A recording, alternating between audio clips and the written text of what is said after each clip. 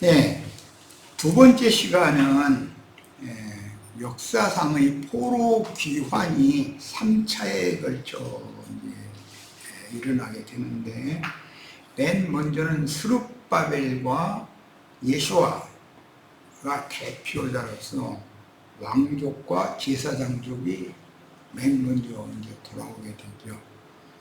그 다음에는 느헤미야 총독, 또 에스라, 학개, 스가랴, 말라기 등 3차에 걸쳐서 이제 에스라와 선지자들이 돌아왔고, 느헤미야 이제 총독이 최후로 돌아와서 성벽을 최후로 이제 건축을 하면 3차가 기환이 이제 완성되는 것으로 역사는 이렇게 기록하고 있어요. 이것은 주님의 교회가 로마교를 통해서 주님과 사도들의 증거를, 성경을 사람의 교훈을 섞어서 변개시킨 로마 교황과 그 교부들이 제정하는 조직신학 교리라는 것이 창세기에서는 뱀이 하나님의 말씀을 간교하게 변개시켜서 여자를 통해서 남자를 거꾸러뜨리는 그런 일을 하는 것인데, 유대교의 로마 주님이 세운 구속하신 하나님의 백성들을 타락시킨 것은 유대교의 랍비들이 하나님의 말씀을 간교한 방법으로 섞어서 혼잡하게 가르쳐서 유대교라고 하는 종교체제를 세우므로 주님께서 애굽에서 불러낸 백성들을 제사장 나라로 세우려는 그런 의도를 좌절시킨 것이 구약의 역사인 것이, 이것을 모세를 통해서 주신 하나님의 율법을 간교하게 사람의 교훈을 섞어서 혼잡하게 한 유대교인들이 지키는 유대교 교리로서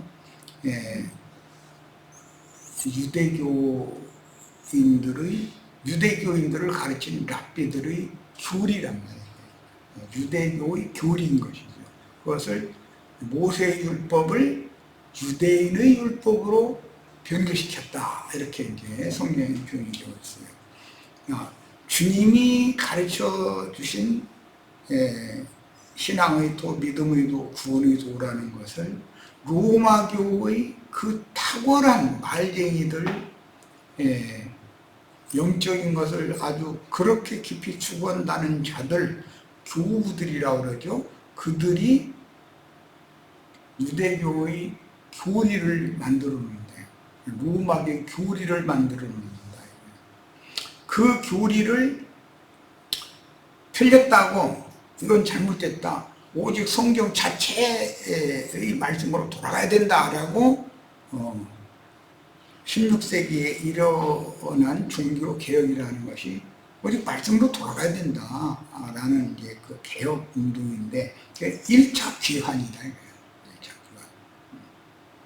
그런데 그 1차 귀환이 얼마 가지 못해서 너무나 쉽게 폭삭 썩는 거예요. 그것은 왜 그러느냐? 로마교의 조직신학 교리를 대부분 그대로 수용을 한다 이거예요.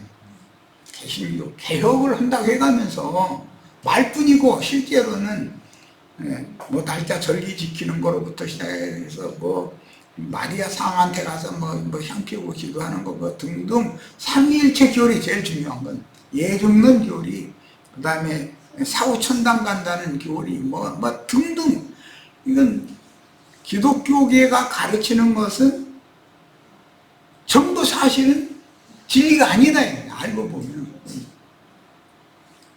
이제 그 개혁은 종교개혁이라고 하는 것이 이것은 불완전하다. 이것은 완전한 개혁이 아니다. 이 개혁 교계 중에 영국의 성공회도 개신교계 중에 한 교파인 것이고요. 그 성공회의 박해를 받고 배를 타고 그때 마침 바로 전에 지구가 둥글다는 것이 믿어졌고 항해술, 나침판이 발견되었고 항해술이 발전을 했기 때문에 뭐 북극, 남극 다 이렇게 탐험이 되었고 신대륙이 발견이 되었고 이제 그 다음에 그런 박해를 피해서 미국으로 도망간 사람들이 청교도들이죠. 형제회 무리란 말이에요. 그들이 형제회예요. 그들이 2차 돌아온 무리다. 1차 돌아온 무리는 성전의 기초를 놨지만 2차 돌아온 무리는 성전을 세웠죠. 그러나 그것이 완전한 건 아니다. 지금 형제회라는 사람들이 미국 이제 청교도들인데 그들이 몇백 년 동안 전 세계에 많은 전도도 하고 뭐 성경도 참 많이 뿌리고 그랬는데 그들이 역시 또 뭔가 부족한 것이 있다. 뭐가 부족하냐? 라오디게아 교회로 타락했다. 이론과 교리는 풍성한데 그들이 실제 회복은 진리 회복이라는 건 각 사람의 영혼을 회복하고 이게 맞아야 되는 것인데 그렇지 않고 지식만 추구를 하다 보니까 교만이 하늘을 찌르게 되는 상태죠. 마지막 회복이라고 하는 것은 성전을 건축하는 것이 목적이 아니고 예루살렘 성을 회복하는 거예요. 성벽을 느헤미야가 최후로 이제 와서 성벽을 다 완공을 하고 문짝을 해서 다루면 문을 다루면 완전 회복이 되는 거예요. 이제 계시록에 보면 계시록 21장에 보면 거룩한 성 새 예루살렘의 12진주문이 거룩한 성 새 예루살렘의 내면을 이렇게 봤더니 거기에 성전이 따로 없고 하나님과 어린 양 자신이 성전이더라 이렇게 돼 있어요. 계시록에는 성전이라는 것이 없어요. 성 자체가 성전이 하나님의 임재처소고 영원한 생명의 처소다 이거예요. 자, 그러니까 최종적으로 3차로 돌아와서 성벽을 수축을 하고 그 문을 해서 대파들고 불타버린 문을 다시 다뤄놓으면 회복이 완성이 되는 거예요. 3차 회복이. 이런 것에 맞춰서 오늘 이 시간은 이 말씀을 1시간 나누고 다음 시간부터는 이제 9장을 마치고 10장으로 이제 들어갈 거예요. 지금 서원으로 말씀드린 이 내용을 마음에 잘 담아두시고 다니엘 11장을 다 같이 펴도록 합니다. 10장을 건너뛰는 거예요. 다니엘 9장에 나오는 25절로 27절 사이에 나오는 말씀은 11장에서 한 번 또 인용이 됐고 12장에서도 또 한 번 인용이 되어요. 그러니까 이것을 세 번을 잘 인용한 다니엘서의 내용을 이해를 바르게 하기 위해서는 지금 기독교계에서는 3차에 걸친 포로 귀환과 성전과 예루살렘 성을 완공하는 문제를 나처럼 가르치면 그건 뭐 완전 이단자인 것이죠. 근데 기독교계의 교회사라든지 이런 기독교계에서 힘으로 되는 소리는 다 잊어버리고 오직 이 말씀에 이제 집중하셔야 되는 거예요. 다니엘 11장 남방왕과 북방왕의 전쟁 이야기인데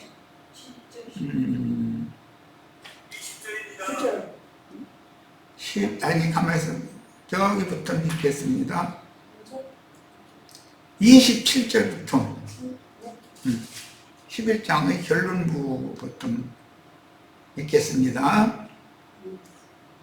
이 두 왕이 마음에 서로 해하고자 하여 한 밥상에 앉았을 때 거짓말을 할 것이라. 일이 형통하지 못하리니 이는 아직 때가 이르지 아니하였으므로 그 일이 이루어지지 아니할 것이니라. 한 일의 언약을 굳게 정한다는 말은 평화조약을 맺는다 이거예요. 남방왕과 북방왕 사이에. 북방왕은 스리아 왕인 것이고 남방왕은 남방짐승이라는 건 애굽의 왕을 말하는 거예요.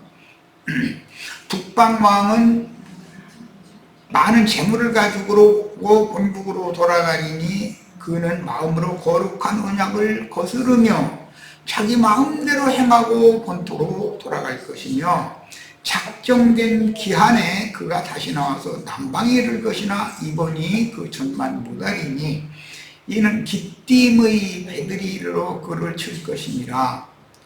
그가 낙심하기로 기띔의 배들이라는 것은 로마의 해군이 전쟁에 개입한다 이제 그 말이죠. 돌아가면서 많은 거룩한 언약에 분노하였고 자기 땅에 돌아가서 맺은 거룩한 언약을 배반하는 자들을 살필 것이며 군대는 그의 편에 서서 성소곧 견고한 것을 더럽히며 매일 드리는 제사를 폐하며 멸망하게 하는 가증한 것을 세울 것이며 이게 9장 25절에서 27절에 나왔던 말이죠. 그가 또 언약을 배반하고 악행하는 자를 속임수로 타락시킬 것이나 오직 자기의 하나님을 아는 백성은 강하여 용맹을 떨치리라. 이렇게 해서 쭉 11장 말씀이 이어지는데, 자 10장에서 11장까지의 내용이라는 건 북방왕과 남방왕이 서로 큰 전쟁을 하는 이야기예요. 이제 그런 역사적인 사건이죠. 그런 역사적인 사건을 통해서 바벨론을 무너뜨린 페르시아를 무너뜨린 헬라를 무너뜨린 로마 제국이 세워지기까지 과정을 설명하고자 하는 거예요. 지금부터는. 자, 그런데 누구든지 자기의 세력을 얻어서 강대한 제국을 완성하면은 이상하리만큼 팔레스타인 땅과 예루살렘을 지배하기를 원한다 이거예요. 다른 땅, 넓은 땅 다 차지해놨으면 그걸로 만족해야 되는데 이상하게 팔레스타인 땅과 예루살렘 성전을 차지하고 성전에 자기의 우상을, 동상을 세워놓고 그 앞에 다 경배하라고 해라 하는 것을 원한다 이거예요. 그러니까 큰 제국을 일으킨 큰 군왕된 자들은 자기가 신이 되기를 원한다 그런 말인 거죠.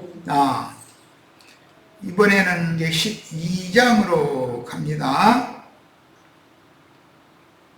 12장은 1절부터 11절까지 읽겠습니다. 내가 한 절 읽고 우리 시체들이 또 한 절 읽고 이렇게 있죠. 그때 내 민족을 호위하는 큰 군주 미가엘이 일어날 것이요 또 환란이 있으리니 이는 개국 이래로 그때까지 없던 환란일 것이며, 이 말씀도 다니엘 9장에 이미 나왔던 말이죠.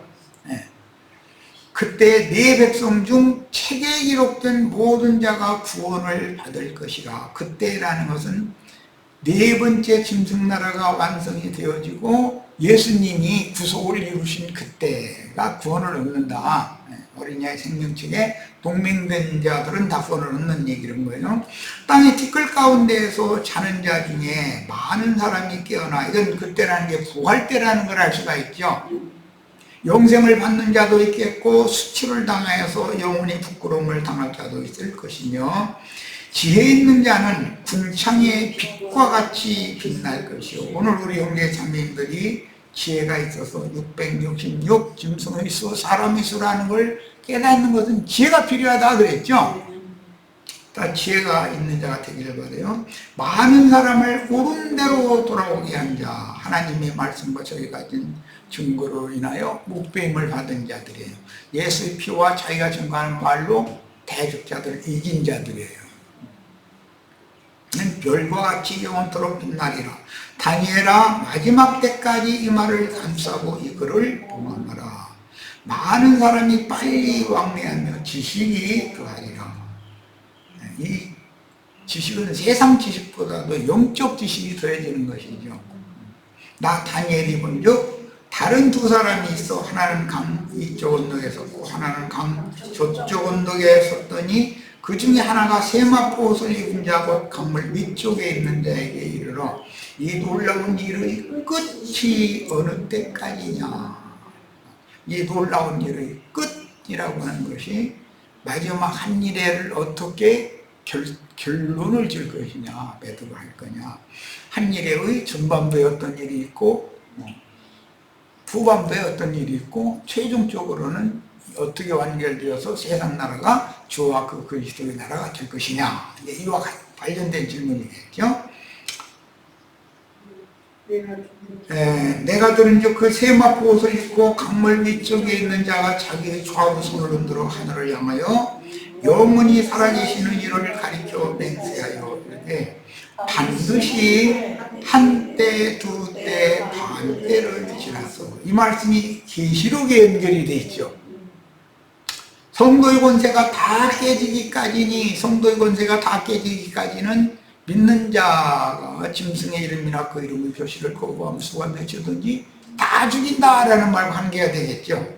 그렇게 되면 이 모든 일이 다 끝나리라. 모든 일이 다 끝나리라라는 것은 천국농사 추수가 완결된다라는 말이죠. 내가 듣고도 깨닫지 못하니라. 그때 당시 다니엘은 이 말이, 우리는 이미 계시록까지 다 연결이 되어 있는 상태에서 읽으니까 이해가 되고, 다니엘은 깨닫는 게 어려웠겠죠. 내가 이르되 내 주여 이 모든 일의 결국이 어떠하겠나이까 하니 그가 이르되 다니엘아 갈지어다. 이 말은 마지막 때까지 간수하고 봉함할 것이니라. 그러나 계시록에서는 두 증인에게 말씀을 해주시고 봉함하지 말고 다시 모든 사람들이 다 알도록 공개를 하라고 되어 있죠. 우리들은 다니엘은 봉함을 해야 되는 말씀이지만 우리는 온 땅에 공개해서 큰 나팔을 불어야 되는 말씀인 거예요. 이 말씀은 계시록 10장에서 세세하게 재설명이 되어 있어요. 매일 드리는 제사를 폐하며 멸망케 할 가증한 것을 세울 때부터, 이것은 율법 제도의 제사를 짐승을 통해서 폐하고 자기 동상에게 절을 하게 하지만 사실은 그것이 하나님께서 하시는 일이다 이거예요. 그 뒤에는 하나님이 계신 것이죠. 1290일을 지낼 것이요. 이게 이제 그 숫자가 30일이 1260일, 3년 반, 한때, 두때, 반때, 42달보다 30일이 추가되어 있죠. 그 다음에 기달에서 1335일까지 45일이 더 추가되었죠.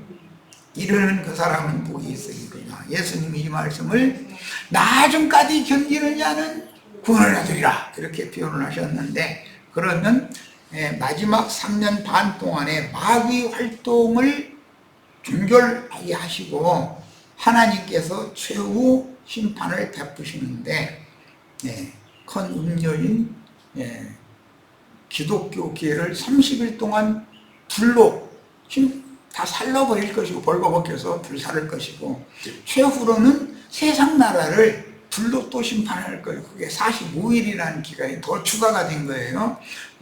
주님의 교회는 먼저 심판을 받게 돼 있죠. 하나님은 항상 자기 집에서부터 심판을 시작하시는 것이 가장 기본적인 원리예요. 자료의 마지막 부분, 참고자료 부분을 시간 나는 동안 읽고 마치겠습니다. 참고자료 포로귀환에 대한 말씀을 봅니다. 스룹바벨과 예수아가 1차 귀환을 했다. 이것은 왕족과 제사장족이 1차로 귀환한다. 그런 말인데, 그 땅에 빈천한 자들을 남겨둬서 땅을 지키게 했죠. 그럼에도 그들은 나라를 세울 수 있어요, 없어요? 없었어요. 그러니까 세상 말로 말하자면 무지하고 무식한 백성들은 그냥 땅을 주면 땅 파서 그거 파서 먹고 사는 그거 외에는 모르는 거예요. 깨어난 사람이 왕족과 제사장족이 돌아와야 나라가 세워지는데, 그런데 그 땅에 남은 자들이 없으면 나라를 세울 수가 없죠. 그러니까 우리 형제 자매님들은 돌아온 무리 중에 다 왕족과 제사장족이 되어져서 기독교계에 하나님의 백성들이 남은 자들이 있죠. 다 포로로 다 잡혀간 건 아니잖아요. 그들과 함께 주님의 왕국을 회복해야 된다 이게 돌아온 무리. 제일 중요한 건 왕족과 제사장족이 먼저 돌아와야 되는 거예요. 그 다음에는 그들을 남은 자들을 독려하고 해서 가르쳐서 성전을 재건축하고 성벽을 재건축해야 될 건축자들이 2차로 3차로 또 돌아와야 되는 거예요. 그죠? 왕과 제사장들이 돌아온다고 해서 일이 이루어지는 건 아니죠. 이게 다 모든 게 맞아야 되는 거예요. 남은 백성들도 이 말을 알아듣고 호응을 해줘야 되는 문제인 것이고, 자, 느헤미야는 총독으로, 에스라는 학사로, 학계, 스가랴, 말라기는 선지자로 귀환을 다 했다 이래요. 1, 2, 3차에 걸쳐서. 에스라서 2장 1절로 3절을 읽겠습니다.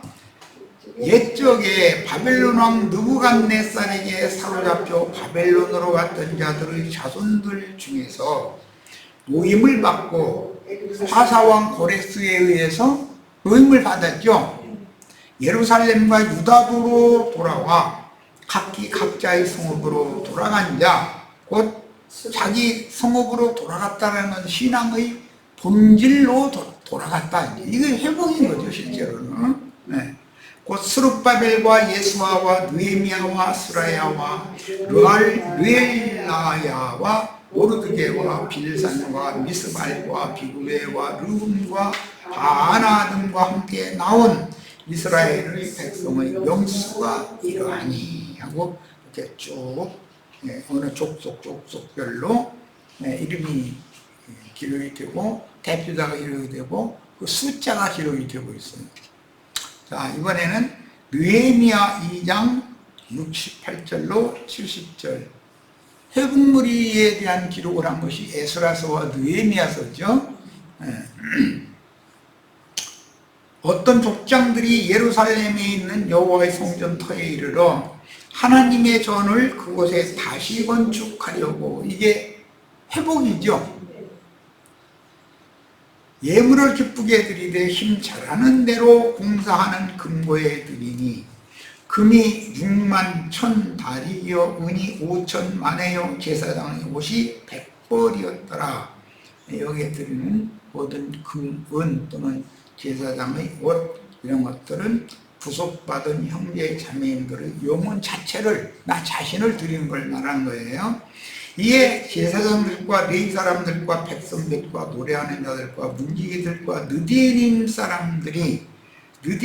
사람들이라는 것은 여호수아 6장이던가 9장 같은데 나오는 항복한 사람들이죠. 그 사람들이 후손들이에요. 각자의 성읍에 살았고 이스라엘 무리도 각자의 성읍에 살았더라. 자, 느헤미야 8장 1절로 12절을 또 읽어나옵니다. 이스라엘 자손이 자기들의 성읍에 거주하였더니 7째 달에 이르러 모든 백성이 일제히 수문 앞 광장에 모여 학사 에스라에게, 에스라는 학사였었죠. 느헤미야는 총독이었어요. 여호와께서 이스라엘에게 명령하신 모세의 율법책을 가져오기를 청하네. 이 율법 말씀을 다시 돌아온 무리와 나머져 있던 무리에게 가르쳐야 되는 것이죠. 이제 지금 이런 우리 형제 자매님들, 또 내가 하나님의 말씀 본래 있듯이 기독교계의 조직신학 교리 것과는 기독교계의 가르침과는 맞지 않는 거다라는 걸 가르쳐야 되는 거예요. 이거는 왜 포로로 사로잡혀 가서 그런 역경과 고난을 이방신을 섬기는 그런 수모를 당해야 했는지, 그런 것을 율법책을 가지고서 가르쳐야 되겠다. 일곱째 달 초하루, 이건 7월 초하루라는 것은 무슨 날이죠? 나팔 부는 날이에요. 맞아요. 네. 7월 10일 날은 속죄절이에요. 네. 7월 15일은 초막절이에요. 7월 달에 절기가 3개가 연거푸 들어있어요. 자, 일곱째 달 초하루에 제사장 에스라가 율법책을 가지고 회중 앞 곧 남자나 여자나 알아들을 만한 모든 사람 앞에 이르러 수문 앞 광장에서 새벽부터 저녁까지 남자나 여자나 알아들을 만한 모든 사람 앞에서 읽음에 뭇 백성이 그 율법책에 귀를 기울였는데,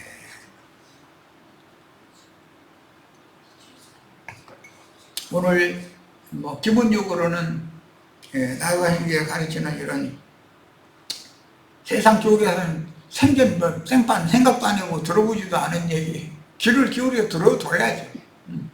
우리 형제 자매님들 잘 오셨어요. 그때 학사에서라가 특별히 지은 나무강단에 서고 그의 곁 오른쪽에 선자는 마띠디아와 스마와 아나야와 우리야와 힐기야와 마세야와 그의 왼쪽에 선자는 부다야와 미사엘과 알기야와 하슴과 하스바다나와 스가리아와 무슬람이라. 에스라가 모든 백성 위에 서서 그들 목전에 책을 펴니 책을 펼 때에 모든 백성이 일어섰습니다. 이런 규례에 따라서 예수님이 회당에 들어가서 말씀을 강론하기 위하여 회당장이 앉는 자리에 착석을 할 때까지는 모든 백성이 일어서는 것이죠. 그리고 착석하기 전에 회당에 보관되어 있는 성경책 중에 어떤 책을 딱 빼고 여기서 여기까지 읽어라 이렇게 하시면, 그 읽으면 그 읽을 때 아멘 아멘 하고 읽을 때 거기서 야훼라는 말이 이제 나오면 모두가 다 일어섰던 사람이 엎드려서 경배를 하고, 이제 이런 것이 유대인들의 예배 방식이었어요. 그러니까 에스라가 위대하신 하나님 여호와를 송축하며 모든 백성이 손을 들고 아멘 아멘 하고 응답하고 몸을 굽혀 얼굴을 땅에 대고 여호와께 경배하니라. 이만큼 말씀을 경배하는 것이, 말씀을 찬양하는 것이 하나님께 예배하는 것이다. 하나님은 말씀이다.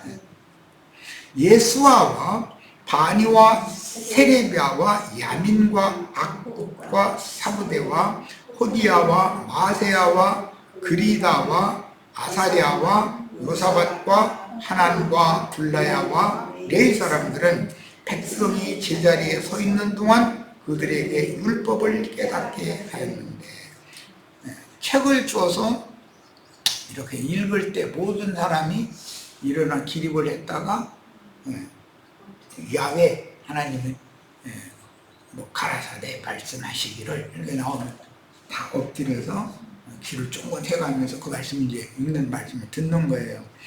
그런데 중간중간에 레위 사람들이, 이 말씀의 뜻을 아는 사람들이 그 뜻을 중간중간에서 해석해줬다 이런 말이에요. 백성이 율법의 말씀을 듣고 다 우는지라. 이것이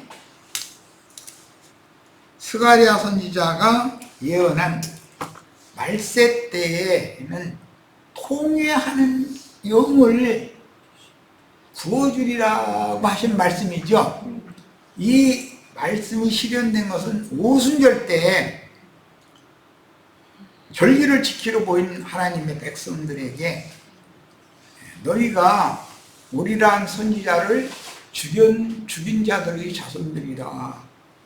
그러니까 형제들아, 그럼 우리가 어찌하여 구원을 얻겠느냐 하니까 주 예수 그리스도의 이름으로 침례를 받고 죄 씻음을 받으라. 그리하면 너희를 위하여 예비하신 예수 그리스도를 보내주실 것이다 그랬죠. 이미 오셔서 구속을 이루시고 그들의 그 조상들에 의해서 박해받고 죽임당하고 부활 승천하셨던 주님이 예수 그리스도가 또 그들에게 온다라는 영이 오는 걸 말하는 거죠. 이제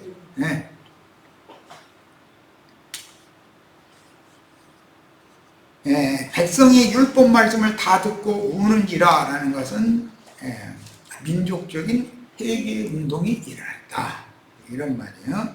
총독 느헤미야와 제사장 겸 박사 에스라와 백성을 가르치는 레위 사람들이 모든 백성에게 이르기를 오늘은 너희 하나님 여호와의 성일이니 슬퍼하지 말며 울지 말라.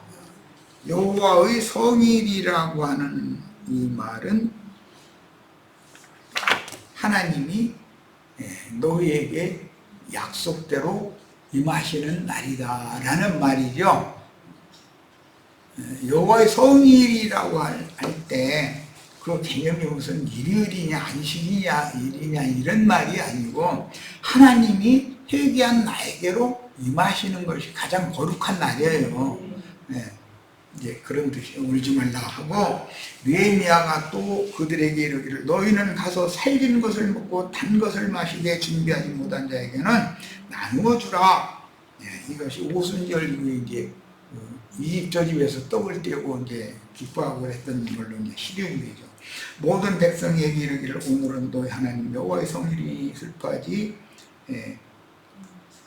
말며 울지 말라 하고 살진 것을 먹고 단 것을 마시되 준비하지 못한 자에게는 나누어 주라. 이날은 우리 주의 성일이니 주님이 회개한 죄인들을 용서하시고 죄인들에게 임하시는 날이 가장 거룩한 날이죠. 무슨 안식일이나 토요일이냐 뭐 일요일이냐 이게 아니에요.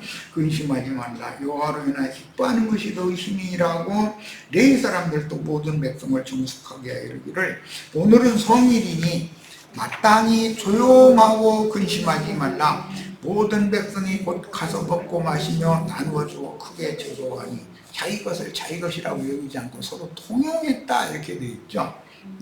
이는 그들이 그 읽어서 들려준 말을 밝히 알더라. 이제 영적으로 깨달았다는 말이죠. 자, 느헤미야 11장 1절 이후에 나오는 말씀은 시간이 됐기 때문에 이건 다 각자 꼭 이거 그냥 버리시지 말고 끝까지 귀한 자들이 3차에 걸친 귀한 자들에 관한 성경을 자세히 읽고 다음 주에는 이에 대한 설명을 조금 첨가한 다음에 10장으로 이제 넘어갈 거예요. 10장 이후에 10장 11장에는 바벨론은 반드시 무너질 거라는 거, 페르시아가 일어나서 페르시아 왕 고레스가 회복, 귀환을 하도록 포해 정책을 펼칠 거라는 거, 그 다음에 페르시아도 얼마 가지 못하고 헬라 제국이 일어나서 안티오쿠스 에피파네스가 예루살렘 성을 정복하고 스룹바벨 성전을 다시 다 무너뜨리고 성벽을 다 회파시켜 올 거라는 거. 그런데 네 번째 짐승 나라인 로마 시대 때 성전이 회복되어지고 예루살렘 성벽이 다시 회복될 거라는 거. 그러나 그 네 번째 헤롯 성전이라고 하는 것도 무너지고 예루살렘 성은 또 무너질 것이라고 하는 거. 그 대신 주님의 교회가 세워질 건데 주님의 교회는 로마 교를 통해서 사람의 교훈들이 섞어져서 조직신학 교리가 강력하게 선포되어지고 그걸로 로마 교 제도를 확립하고 긴 시간이 지나도록 이어져 내려오다가 개혁의 인물이 마틴 루터의 종교개혁이라고 그래요. 개혁의 인물이 루터, 찌른벌리, 칼뱅 이런 사람들이 일어나서 개혁을 하지만 그것은 개혁의 시작일 뿐이고 완전한 개혁이 아니라는 것을 깨닫고 영국의 성공회에 의하여 박해를 받던 형제회가 일으켜져서 자, 이것은 신부 목사 제도를 폐해야 된다. 너희는 다 형제라고 하셨다. 라는 것을 기치로 설명하는 형제회죠. 형제회가 일어나서 그 형제회가 박해를 피해서 신대륙으로 건너가서 미국을 세웠고 미국의 세력이 오늘날까지 이렇게 길게 이어오는 동안에 전 세계에 복음 전파가 되어졌고 우리들이 지금 복음을 받아들이게 됐고 우리들은 이제 마지막 회복의 일을 위해서 이 땅에 숨을 쉬고 살고 있는 중이다 라는 것까지를 개괄적으로 이렇게 말씀을 나눴습니다. 지금 내가 마지막에 또다시 언급한 이 내용을 마음에 잘 담아두시길 바랍니다. 3차에 걸쳐 회복이 있어요. 종교개혁이 한번 일어났어요. 형제회가 한번 일어났어요. 하늘에 기록한 장자들의 교회를 낳는 어머니, 해를 입은 어머니로 회복이 완성이 되어져야만 주님께서 오신다는 말씀을 이룰 건데 어디로 오실 거예요? 장자들의 교회로 오실 거예요. 여기까지 해서 일단 성경의 회복에 관한 말씀을 대충 마무리를 했습니다. 자, 오늘 집회본은 마칩니다.